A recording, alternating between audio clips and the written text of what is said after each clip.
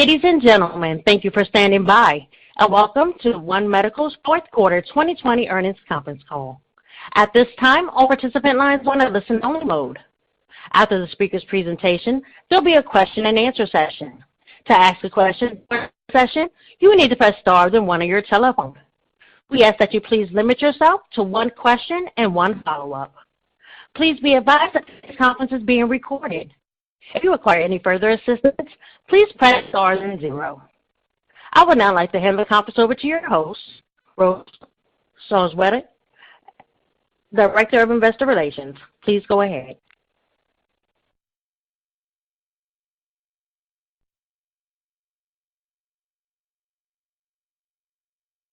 Thank you, operator.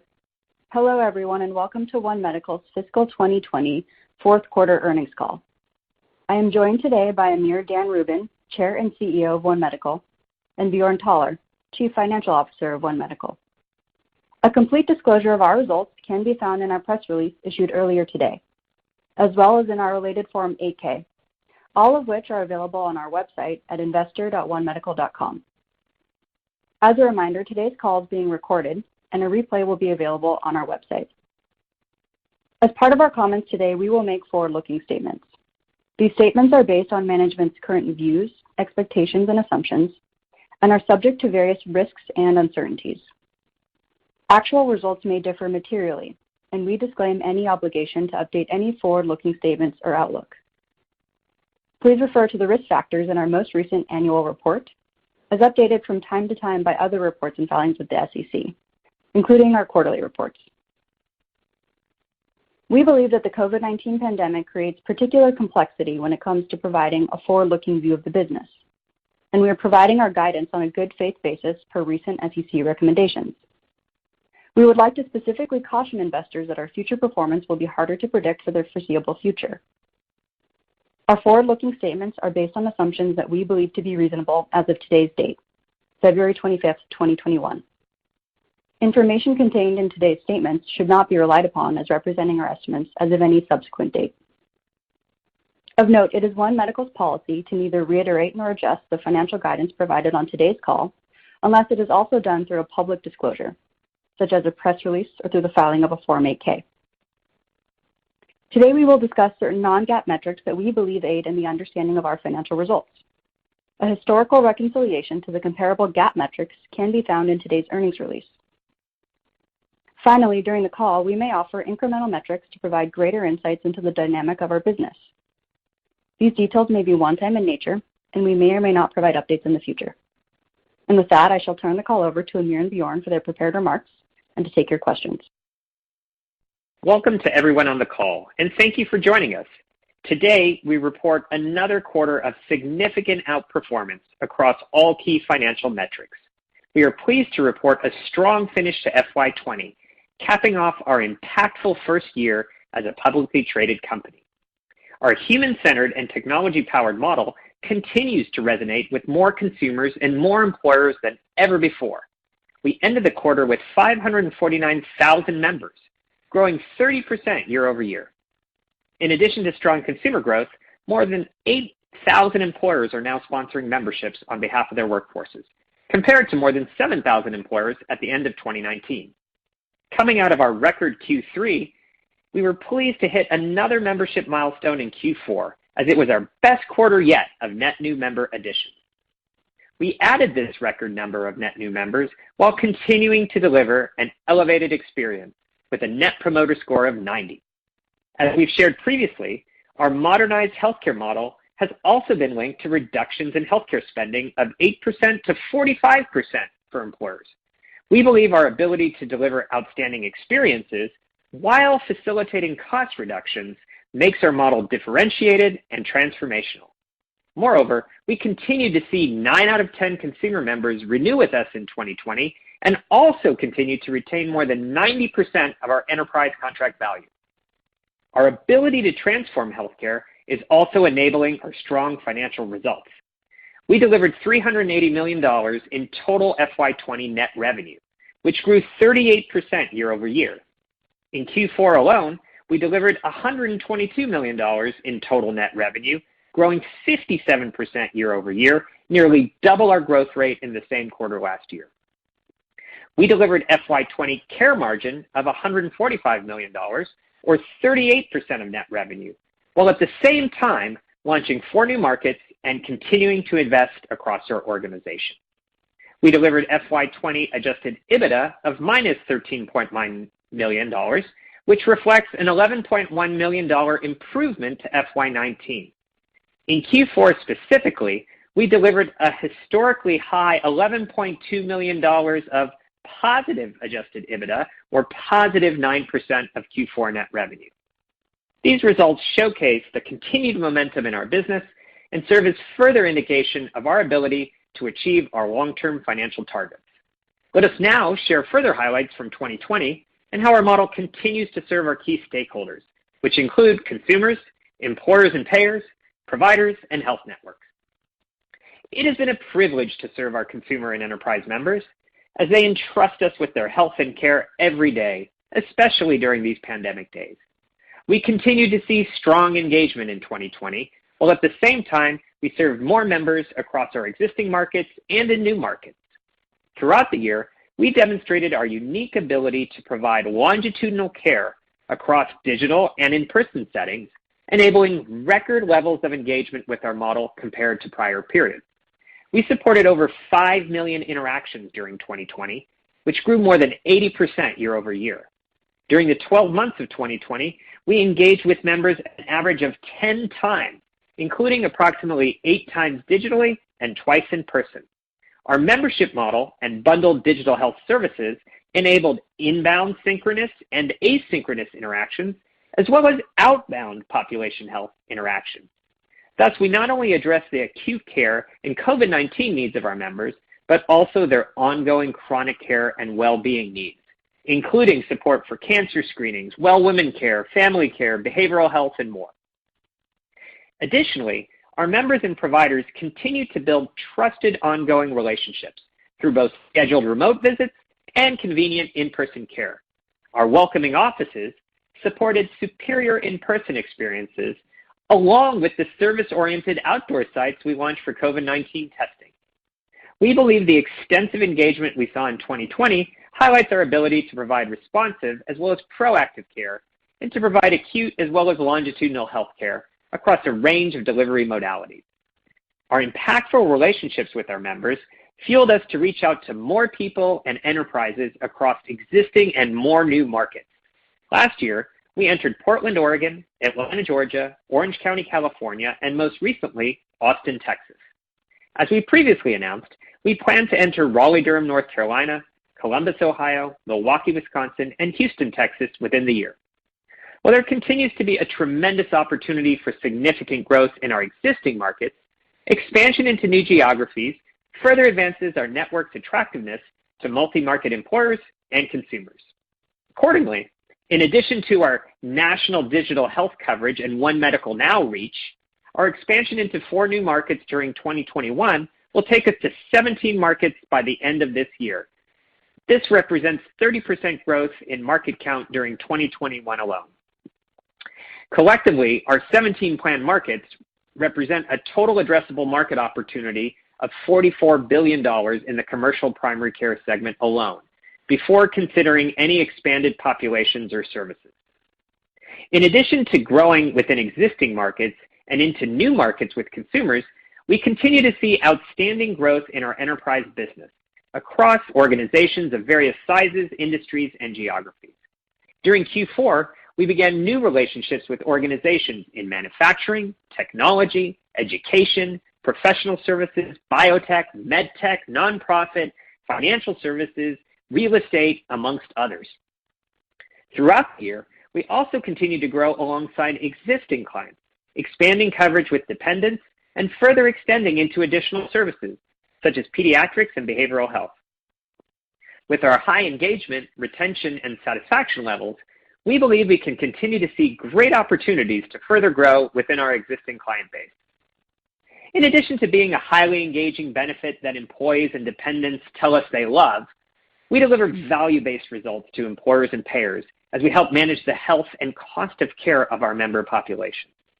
Our technology platform, membership model, and clinical team enable us to proactively reach out to members for preventive care, screenings, and chronic disease management. We develop personalized care plans and engage members to act on these plans through the modality of their choosing, whether that's in person in an office, in a drive-through site, remotely through scheduled virtual appointments, or digitally through asynchronous or synchronous on-demand virtual care. As you may recall, our model is linked to employer savings, including over 8% in a case study and up to 45% as per a seminal study published last year in JAMA Network Open.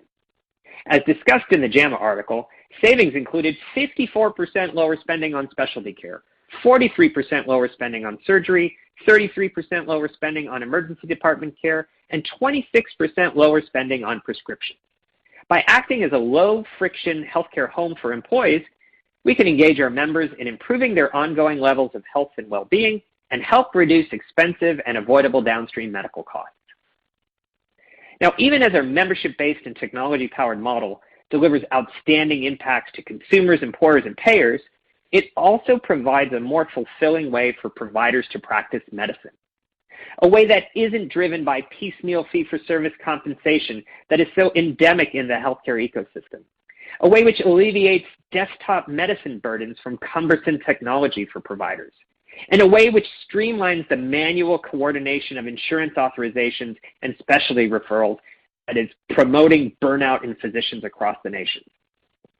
Our model supports our clinical teams in developing ongoing relationships with our members to help close gaps in preventive and chronic care. Our salary-based compensation approach supports providers in delivering the right care at the right time, irrespective of whether that care is delivered in person or virtually. Our purpose-built technology platform can help reduce 40% of the tasks providers often experience in other electronic health record systems and organizations. Accordingly, we believe that our model enables a more professionally rewarding and impactful experience while also reducing the factors driving burnout, supporting our efforts to attract and retain more and more of the best providers anywhere. During the quarter, we also advanced our health network partnerships to further build clinical and digital integrations for more seamless specialty care and to further support our providers in coordinating care across a continuum of settings. In December, we were delighted to launch in Austin, Texas, alongside our partner Ascension Texas Healthcare. We celebrated the launch of 4 new partnerships in 2020 as well, including Mass General Brigham, Emory Healthcare, MedStar Health, and Ascension Health, in addition to expanding into 2 new markets with our existing partner, Providence St. Joseph Health. Building on our momentum in 2020, we have already announced partnerships across all our planned new markets, including with Duke University Health System, Ohio State Medical Center, and Houston Methodist Health System. Now, let me acknowledge our entire team for the support given to our members, employer clients, partners, and communities during this past year. They have been delivering such outstanding and compassionate care as we reached more members, clients, and communities than ever before in the most extraordinary of times. While we do not completely know what lies ahead as a result of the pandemic, we do know that our employees will continue to be there to serve our members, employers, and communities.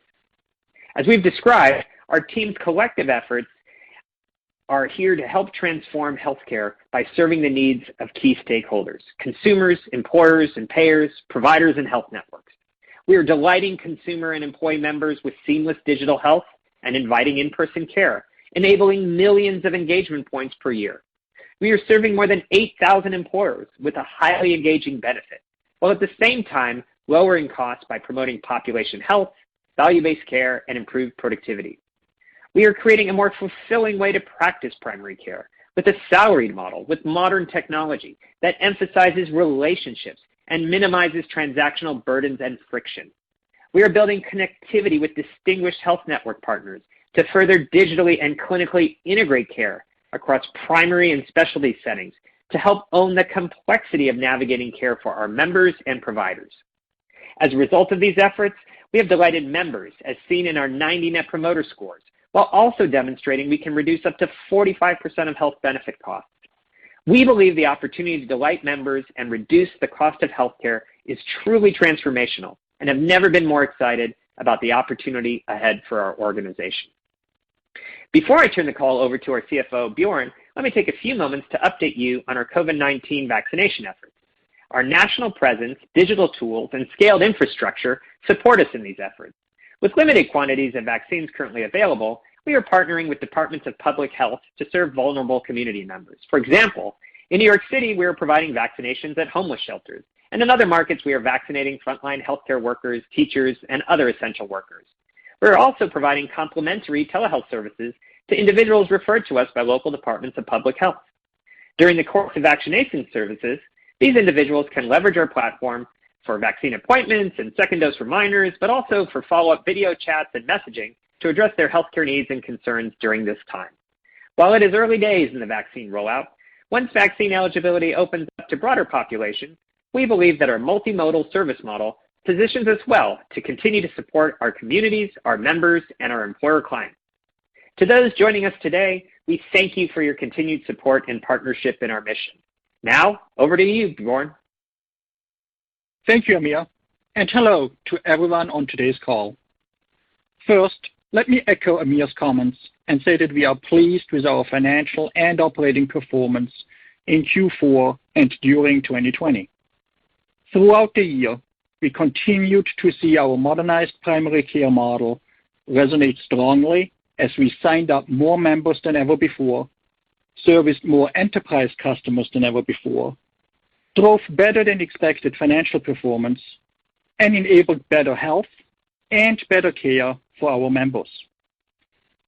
We ended the quarter with 549,000 members, up 127,000 members year over year, or 30%.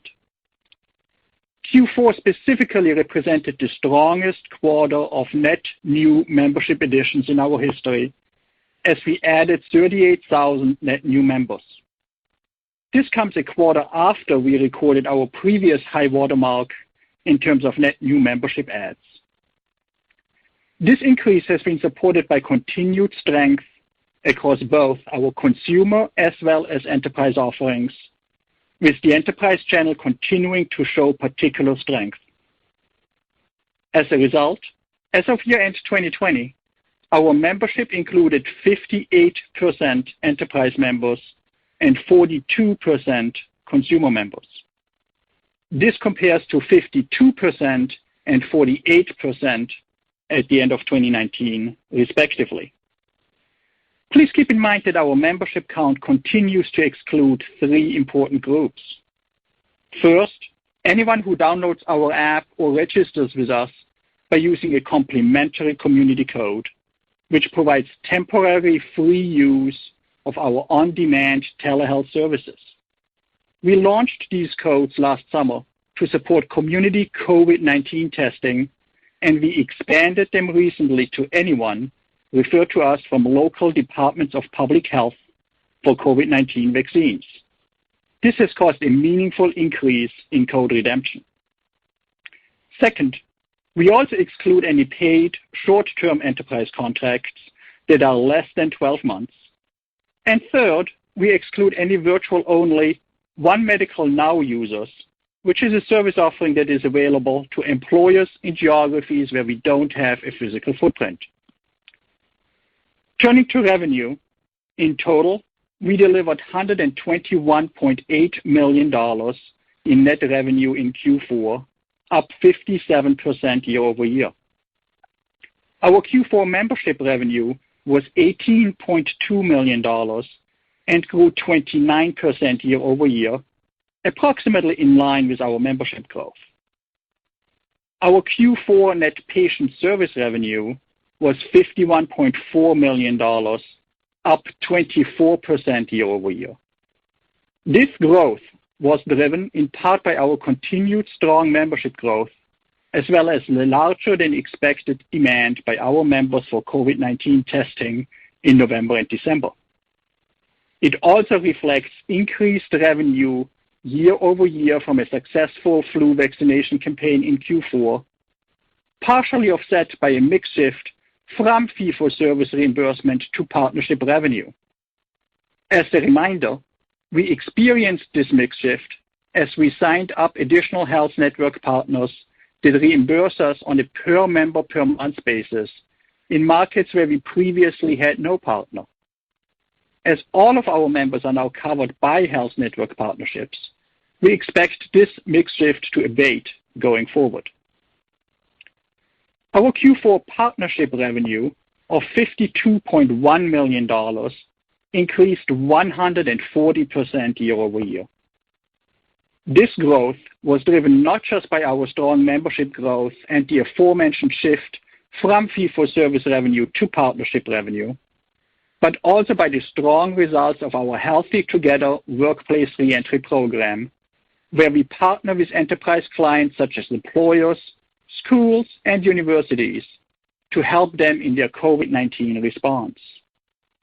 For example, in Q4, our partnership revenue included approximately $7 million related to these on-site testing services compared to $3 million in Q3. Our revenue results in Q4 capped off an incredibly strong year, delivering full fiscal year 2020 net revenue of $380.2 million, which was up 38% year over year. As a reminder, our fiscal 2020 results include $2.6 million of an income grant related to the Provider Relief Fund established under the CARES Act, which we report as a distinct line item on our P&L. At this point, we cannot predict how much, if any, additional funds we may receive in the future. Moving down the P&L, we delivered Q4 care margin of $50.6 million, or 42% of net revenue. This was our second consecutive quarter of achieving a 42% care margin. For the year, our care margin was $145.3 million, or 38% of net revenue, compared with $108.6 million, or 39% of net revenue in 2019. We were pleased to deliver these strong results, while at the same time making continued investments to fuel our future growth, which included opening 4 new markets this year, further investing in existing markets, and in preparing for our new markets. In total, we opened 24 new offices in 2020, expanding our physical footprint by about 30% year over year, and taking us to 107 total offices at year end. Moving below cost of care, our remaining Q4 operating expenses, excluding non-cash charges such as depreciation and amortization and stock-based compensation, were $39.4 million and were approximately flat to our Q3 spend. For the full year, these operating expenses were $159.2 million, up 19% year over year. This annual increase included some grow over of our public company readiness costs that we have discussed on prior calls, and reflects our strong ongoing commitment to expanding our service offering and supporting our strong growth. As a result of our Q4 revenue tailwinds and expense performance, our Q4 adjusted EBITDA was positive $11.2 million, or 9% of net revenue, compared to a loss of $9.4 million, or 12% of net revenue in Q4 2019. For the year, adjusted EBITDA was a loss of $13.9 million, or 4% of net revenue, compared to a loss of $25 million, or 9% of net revenue in 2019. Turning to our balance sheet, we ended Q4 with a strong balance sheet and liquidity position with $683 million in total cash and short-term marketable securities, providing us with ample capital to continue to fuel responsible growth. We were pleased to deliver strong revenue growth in 2020 while at the same time continuing our journey towards greater operating profitability. We have signed up and retained more members than ever before, engaged them more than ever before, continued to deliver a 90 NPS, and proved that we can reduce total cost of care. At the same time, we continue to strategically plan and execute towards profitability, with both Q3 and Q4 of 2020 serving as proof points of the leverage our model provides. Turning to guidance, we are pleased to provide you with full year 2021 guidance for members, revenue, care margin, and adjusted EBITDA. In addition, we are also providing color on both members and revenue for the upcoming quarter. First, to our full year guidance. Starting with membership, we expect to finish 2021 with a total membership count in the range of 660,000 to 680,000, reflecting our strong and growing value proposition to consumers and enterprise customers. Turning to the P&L, for the full year 2021, we expect to deliver annual net revenue of approximately $465 million to $485 million, annual care margin of approximately $170 million to $190 million, and adjusted annual EBITDA that approximates a loss of $20 million to break even. This guidance highlights the continued strong demand we expect for our membership and services, as well as our continued investments as we expand in existing and new markets. For example, in 2021, we expect to enter 4 new markets and open between 30 and 40 new offices across both new and existing markets. We will also increase our investments in our service offering, technology, and operations to further grow our business in the long term, as is reflected in our care margin and EBITDA guidance. While we are pleased to provide this full year guidance, we also recognize that COVID-19 continues to create a higher level of uncertainty in our outlook. In particular, we view both COVID-19 testing and COVID-19 vaccines as material potential swing factors. As it relates to COVID-19 testing, which we perform in our offices, in mass testing sites, and on-site at select employers as part of our Healthy Together services, we expect meaningful continued revenue contribution, particularly during the first half of the year, while assuming that testing volumes will decline materially in the second half of the year.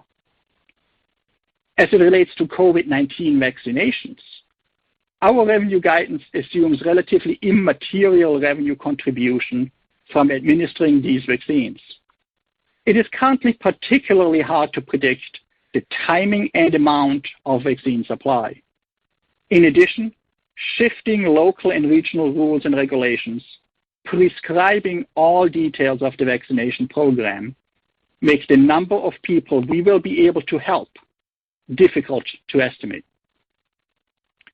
These swing factors, among others, will require us to continue to dynamically adapt our business and operations and may potentially also impact our financial results. As we look at Q1, we expect to finish the quarter with a total membership count in the range of 590,000 to 600,000 members, and to deliver net revenues in the range of $113 million to $118 million, which also reflects the dynamics I just noted. In closing, as we reflect on 2020, we had a remarkable first year as a publicly traded company, made possible by the perseverance and commitment of our incredible team. We are in a unique time to demonstrate the power of our model and increase brand loyalty. We continue to expand our competitive differentiation by expanding our services and the geographies we serve.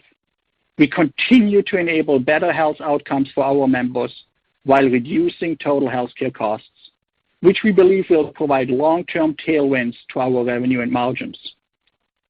And we equally remain confident that we can deliver the attractive long-term financial targets that we previewed during our IPO.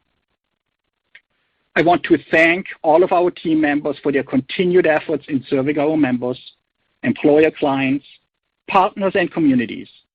I'm excited for what 2021 has to bring, and I look forward to updating you all throughout the year. We will now open up the call for your questions. Thank you. As a reminder, to ask a question, you will need to press star then 1 on your telephone. To withdraw your question, please press the pound key.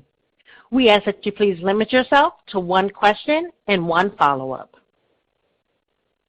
Our first question comes from the line of Richard Close with Canaccord Genuity. Your line is now open. Great, thank you. Amir and Bjorn, congratulations on a strong year in difficult environment, so congratulations there. Bjorn, I appreciate the comments on the vaccine as you closed your remarks. And Amir, I'm just curious, obviously there's some articles out there. I'd like to get your perspective on the vaccine and maybe those articles. And curious to hear from you whether you think there's going to be any impact in terms of membership growth or employers, the discussions you're having with employers related to anything on the vaccine. Great, Richard, thank you. Thanks for the question. Yeah, regarding the stories, we strongly refute these gross mischaracterizations.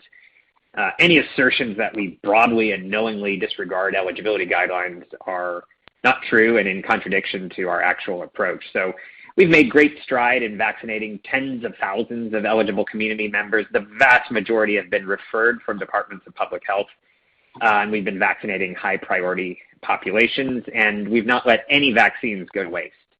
And we continue partnering with departments of public health today, yesterday, and I'm sure tomorrow. For example, in Washington, D.C., we're serving teachers, essential workers in the stadium where the WNBA team plays. In New York City today, we're vaccinating in homeless shelters and vaccinating in cities across the United States.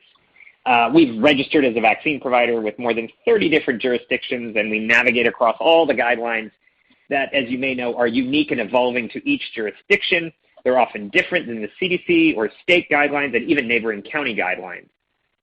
Now, in terms of eligibility checking, we have numerous checkpoints in place, including online at the time of appointment booking, prior to appointment, via a schedule scanning process that we do, and in-person verification at the point of care as needed. However, it is still possible that some people either misrepresented themselves, abused their trust, or booked outside the specific eligibility criteria for their county, even and maybe even if they were eligible in another adjacent county.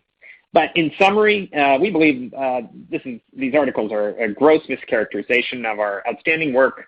Our focus has been on leveraging our strengths to serve our communities in partnership with departments of public health, and we'll continue to do that work, and we anticipate that work continuing to go strongly with our employers, with our consumers, with our partners, and in conjunction with departments of public health.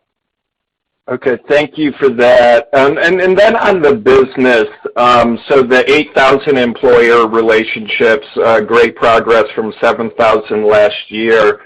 And, based on the membership, obviously that, equals a pretty small average employee count per employer relationships. And I'm just curious, now with One Medical now and the benefit parity associated with that, and then, you're going to be in 17 markets this year.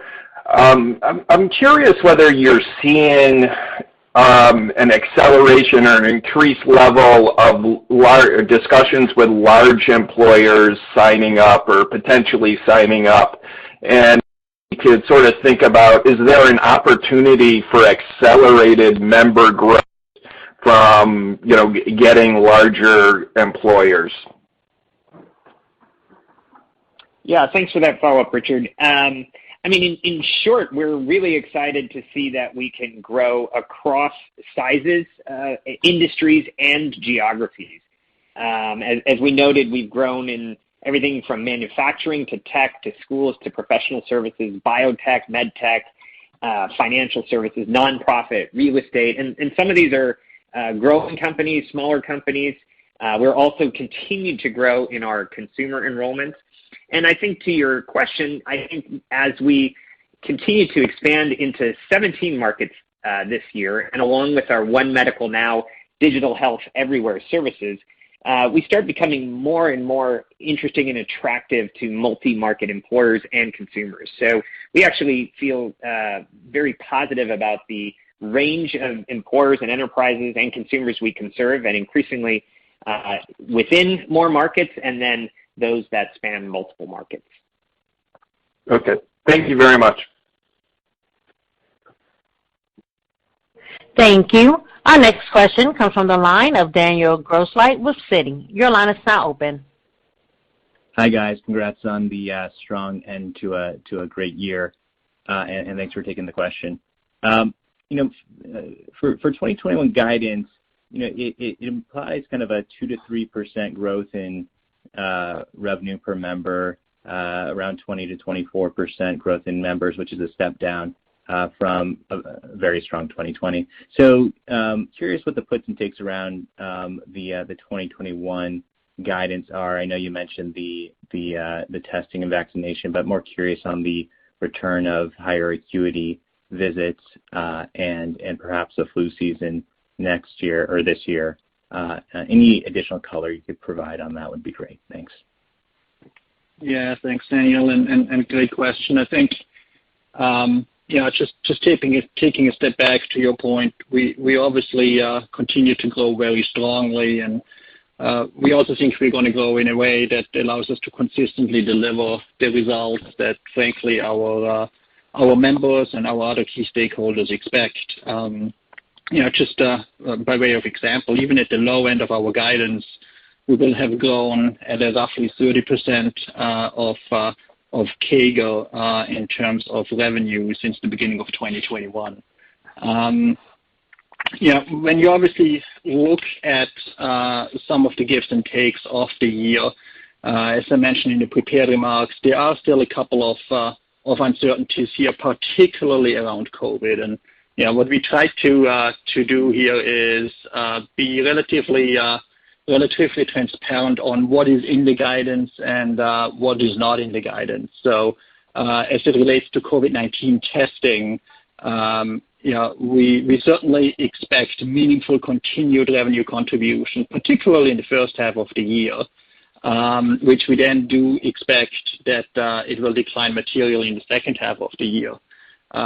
One interesting piece here is obviously in 2020, as we had a very successful flu vaccination campaign, actual visits related to the flu, for example, were relatively modest, right? So you're sort of going to see here sort of another uncertainty factor related to COVID-19 and how the testing is going to progress here.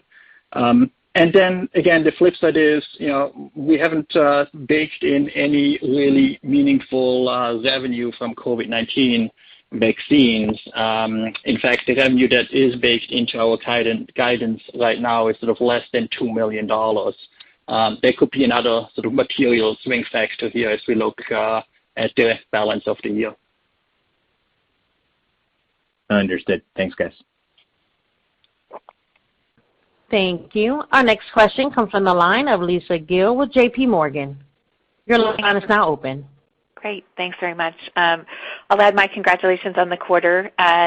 Just wanted to dig in a little bit deeper on membership and the amount of visibility that you have going into 2021. So my first question would be around member conversion. So Bjorn, thank you so much for all that detail around membership and what's included and not included.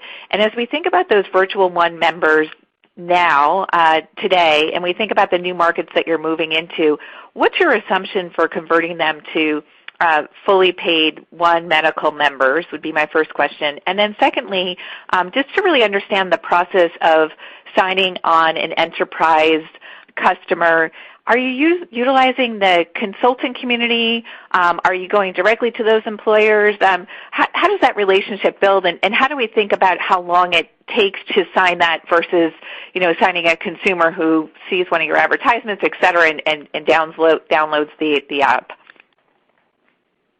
Yeah, thanks. And maybe I'll take sort of the first question here, and then I'll hand it over to Amir on the sales cycle and give you additional sort of color there here. I think as we look at 2021 and sort of the visibility we have on the membership, we obviously feel very positive about the momentum that we have heading into 21. As you noted, we had the best Q3 in terms of net new membership adds, now followed by the best Q4 in net new membership adds, and a very strong, in fact, the third best quarter, so to speak, in a row here based on our guidance for Q1. And I think that really comes from our value proposition resonating both with employer customers and with consumers. Whether it is the ability to do same-day, next-day appointments, whether it is the ability to interact with us digitally, whether you're on the go or whether you're at home. I think we've really shown the power of the model in 2020. We've pulled forward a lot of that demand curve, so to speak, and I think we are now seeing the fruits of that in the membership count. And maybe I'll hand it over now to Amir to talk a little more about specifically what we are seeing on the enterprise side. Yeah, great, Lisa. Thank you for the question. So on the enterprise side, a couple of reflections to your questions here. One, you were noting kind of our One Medical Now, which is our digital-only offering that we offer to employers where we don't have a physical presence in those markets. And so to your question, could those digital-only members become full, if you will, One Medical members if and when we open up in-person presence in those markets? And the answer is yes. So that does become a nice way for us to kind of seed or pre-seed markets that we might enter into.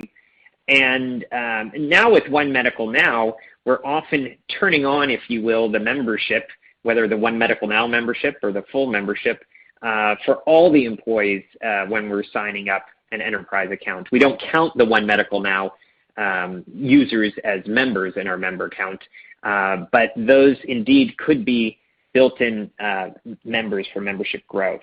The other thing we're seeing with enterprise growth is there is also built-in growth from adding more dependents and from activating and engaging with more of our enterprise accounts. So we are seeing more and more people using dependents and pediatric services. We're also extending into behavioral services, as we've mentioned as well in the past. So those give us really nice opportunities to grow with new accounts in existing markets, with One Medical Now, with dependents, with greater activation, and as noted, across large, medium, and small accounts.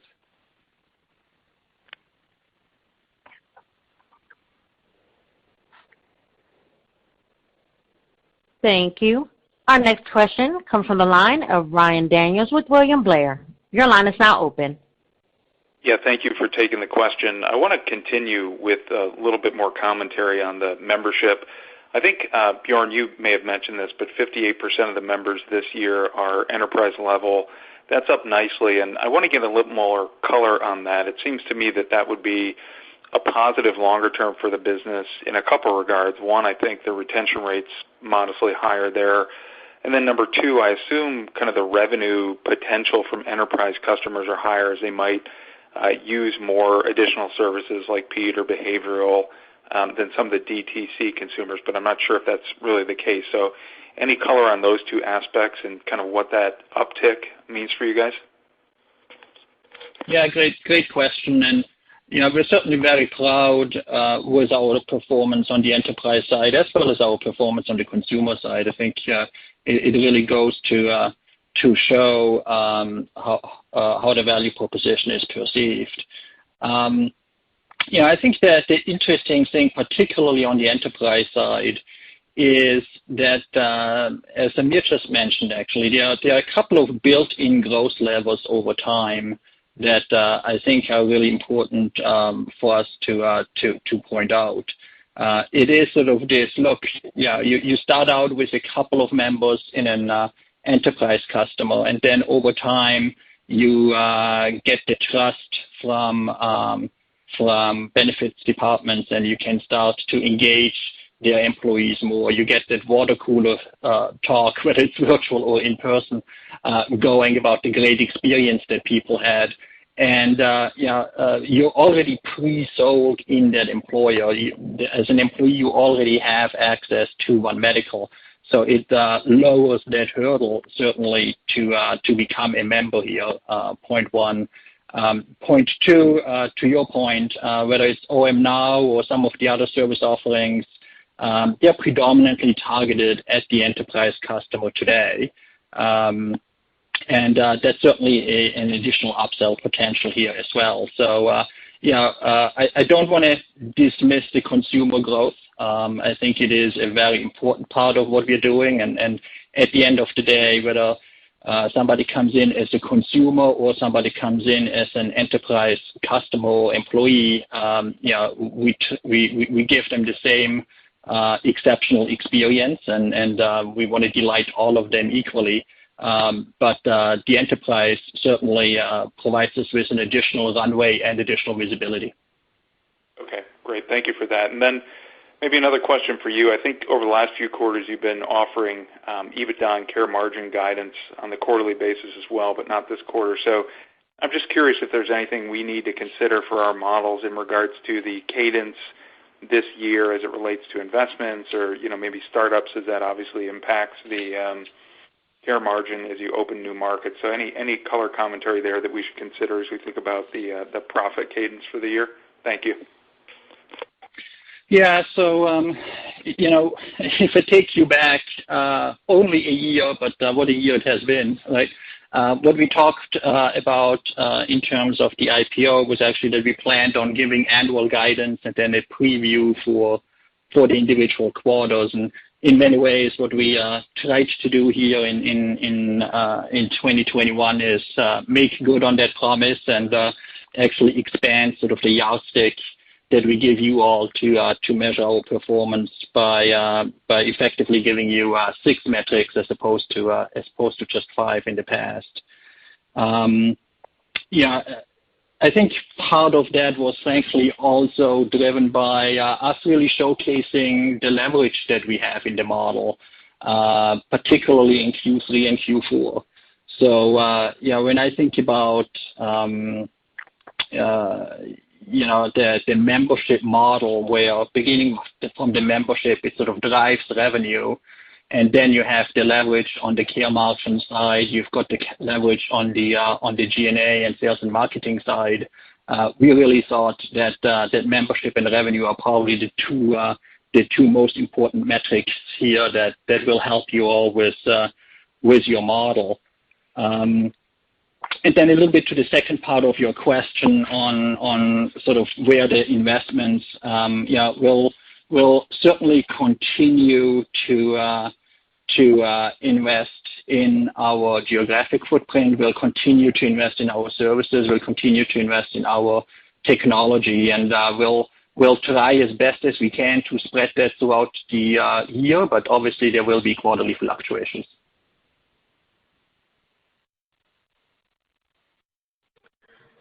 Thank you. Our next question comes from the line of Ricky Goldwasser with Morgan Stanley. Your line is now open. Yeah, hi, good afternoon, everyone.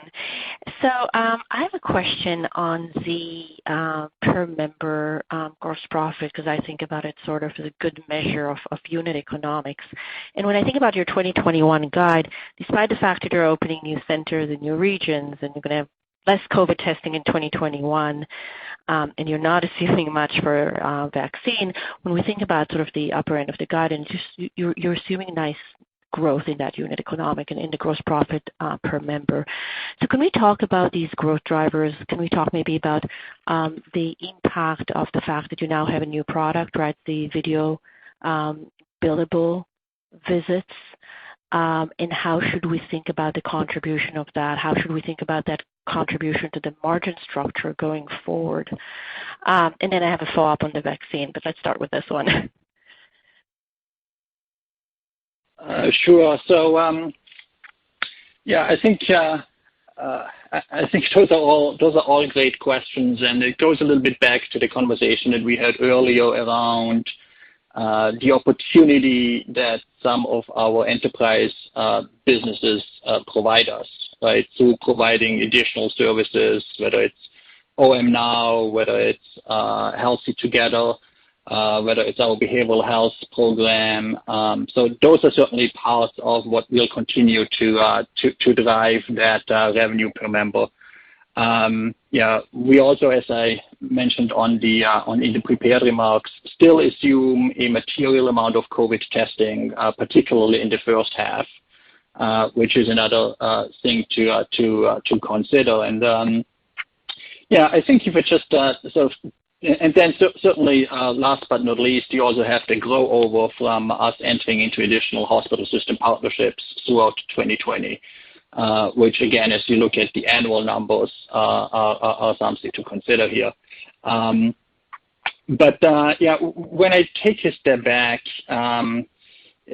we feel very good about the product offering and the service offering that we have today for our clients, whether they're on the enterprise side or the consumer side. Amir talked a little bit earlier about the fact that we engage our members on average 10 times, twice of which sort of in the office. That engagement ultimately drives value across not just our P&L, but also is what drives the value for our enterprise clients and our consumers, because that is what keeps them healthier. That is what helps reduce the cost for them. And I think that value proposition is what we've been able to really capitalize on. But Bjorn, is it fair to say that because now you can get reimbursed for telehealth and video visits that pre-COVID you couldn't, that each of that interaction with the member, and I'm thinking about it from the profit side, not the revenue side, is a higher margin interaction? It's definitely a higher margin interaction from a percentage perspective. So what happens here, right? To your point, the introduction of billable remote visits really helped us take care of our members, not just in our offices, but also, frankly, allowed our members to have a longitudinal relationship with their provider, from the safety of their sofa and from the safety of the provider's sofa, right? So what that does is certainly it helps us become more efficient with our own operations. It helps us become more efficient with our footprint, and it helps us serve our members better. So the relative costs associated with some of those visits, at the margin are lower. Now, at the same time, I also want to point out that the average reimbursement for those visits is lower too, right? There are certain things that you simply can't do remotely. You can't give people COVID vaccines remotely. You can't, stitch them back up together if they have that need, for example, right? So there are puts and takes, and that's sort of why we keep mentioning that the average reimbursement across all of our visit types, which is in the office, remote, and COVID, certainly is still below the average reimbursement that we saw pre-COVID. But on a relative margin basis, I think you're absolutely right. And can I just ask the vaccine question? I mean, I appreciate it that there's not a lot of visibility around supply and allocations. It seems that you're assuming very low contribution with your $2 million. If you could maybe help us frame it. I mean, when I think about the J&J vaccine, which seems to be more suitable for that primary care setting, can we maybe look to your share in COVID testing is to help us reframe what maybe your share of the J&J vaccine opportunity could look like? Can you just remind us what % of total COVID testing your share is? I don't know that that's necessarily a number that I would over-rotate on at this point, right? What I would probably say, though, is that just like in COVID testing, we are not just COVID testing our members. We are testing for COVID at mass testing sites. Early on in the pandemic, we said everybody can come in and get tested with us, and thankfully we are saying the same thing now relative to vaccines within the guidelines of the states and the departments of public health. And Amir talked a little bit about the dynamics there. We certainly think that we have a strong platform that is ready, willing, and able to vaccinate not just tens of thousands of people, which is what we've done today, but many, many more, whether those are members or non-members. And we will continue to work with the federal and state and local governments in order to vaccinate as many people as we can, because it's the right thing to do for the communities.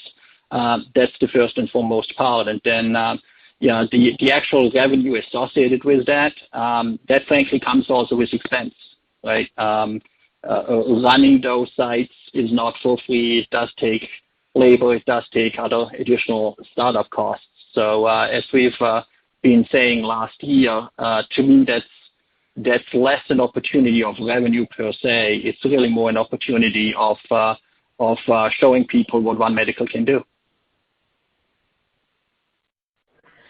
Thank you. Ladies and gentlemen, in the interest of time, we ask that you please limit yourself to one question.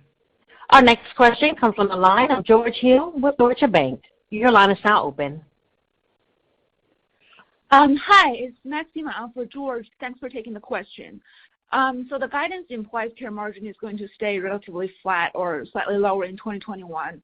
Are there any other factors besides continuing investments in technology and expanding into new markets? Could you provide some more color on the mix dynamics that will impact margins next year? Thank you. I was just going to briefly add, as we noted, and thank you for the question. Yeah, we'll be going from 13 to 17 markets. We just opened at the end of last year in Austin, Texas, and we'll be launching in Houston, Texas, Raleigh-Durham, North Carolina, Milwaukee, Wisconsin, Columbus, Ohio.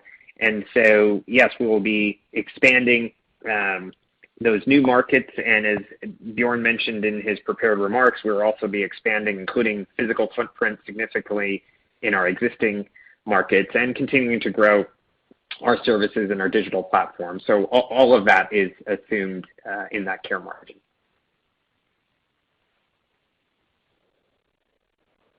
Thank you.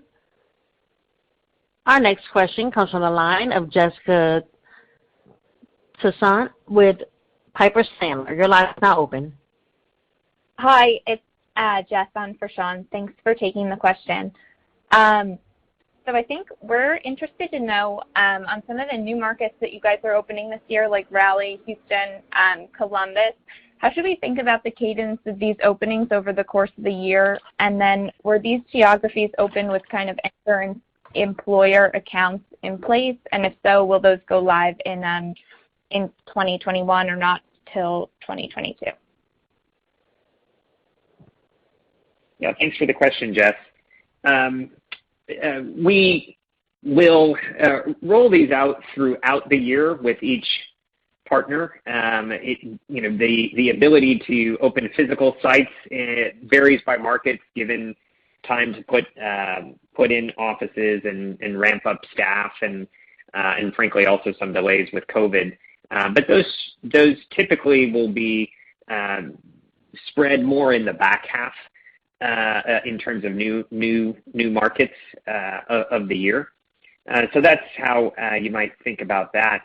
In terms of employer opportunities, yeah, what is exciting is we have current employers that have presence in some of those markets, and we do have the opportunity to, if you will, turn on those lives as full One Medical members when we enter those markets. And there is also opportunity, as we discussed before, to convert some of those One Medical Now kind of virtual-only members into kind of multi-modality members. So this adding addition of markets is kind of furthers the network attractiveness of ourselves, not only to capture this current business, but now as we come to more and more multi-market employers, we're more likely to hit more of their employee bases with our presence.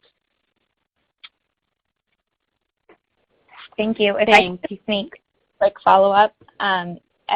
So as you guys look to maybe a 17-city footprint, is the 50 MSA target that you laid out around the IPO still viable, or are you guys kind of looking at existing footprints and thinking that it might be more attractive to try to grow penetration within sort of, within the existing markets? Oh, we think we can grow in 50 and even much bigger than that. We're just scratching the surface. We were just using that number as an example of just what the total addressable market is. But as we mentioned here today, I mean, we have 10 engagements with our members this year. 8 of them were digital, right, and 2 in person. And that infrastructure that we've built, that technology, is highly scalable and leverageable. And even the investments in markets is, it's reasonably nominal given the overall base that we're growing on top of. So we would expect to continue to grow, but also we've only scratched the surface in existing markets.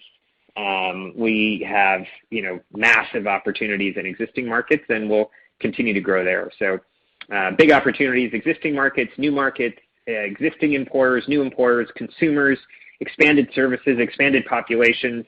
A lot of opportunity ahead of us. Thank you. Thank you. Our last question comes from the line of Jailendra Singh with Credit Suisse. Your line is now open. Thanks, guys. Thanks for squeezing me in there. Amir, I was wondering if you can comment on the competitive landscape, especially several telehealth companies through employers or payers are investing heavily in a virtual primary care platform. Would you characterize those offerings as trying to compete in a large market you described, or would you consider your offerings like complementary to those virtual primary care offerings from employers' perspective? Yeah, thanks, Jailendra. Yeah, I think what we're doing is quite powerful, and we're simultaneously addressing the needs of multiple key stakeholders, I'd say in a very unique way. So, from a consumer perspective, we're delivering 90 Net Promoter Scores and delivering outstanding HEDIS and quality scores. And then simultaneously for employers and payers, we're taking down the cost of care, right? Publication in JAMA that it reduced the cost of care up to 45%, as well as engaging, our members 10 times in a year. That's really quite different. And then in addition to that kind of demand side innovation, on the supply side, we took physicians off the fee-for-service treadmill that's burning them out and is generating more and more utilization, right? So we have a salaried model, and we're showing we can not only reduce specialty visits and hospitalizations and referrals, but we're also reducing physician burnout, which allows us to differentially attract and retain great providers. And then finally, we're very differentially, clinically, and digitally integrating with the major health systems across the United States. We can get that referral, we can get that authorization, we can digitally collect the medical record information, we can help get that appointment, we can get that person post-discharge coordinated back into follow-up care, and really own the complexity of navigating that system on behalf of the consumer. And we're doing this through our own fabulous providers on a salary model and our purpose-built technology.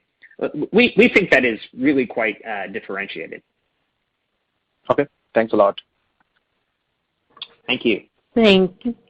There are no further questions at this time. I will now turn the call back to Amir Rubin for closing remarks.